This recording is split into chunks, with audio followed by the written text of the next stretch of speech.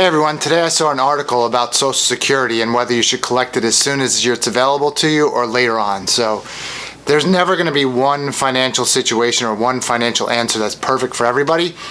But generally the rule of thought or but generally the school of thought is that if you can collect Social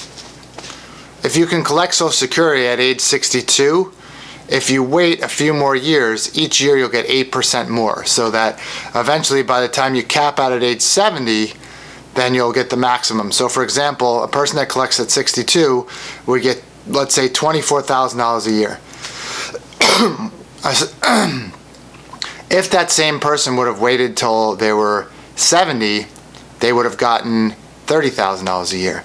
But you have to take into consideration the amount that you're collecting in total, at $24,000 per year times the number of years that you're not collecting. So you're talking about 8 years of not getting $24,000 a year versus getting $30,000 for the rest of your life. The question becomes, how long are you going to live?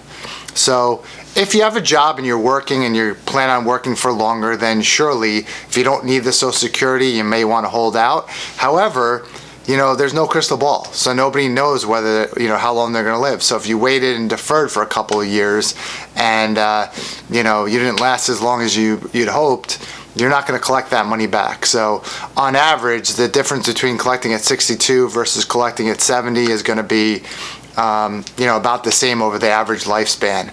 So the question really becomes, do you have a reason to retire early? Did you want to do something else with your time, with your life, that as opposed to working? Can you afford to stop working?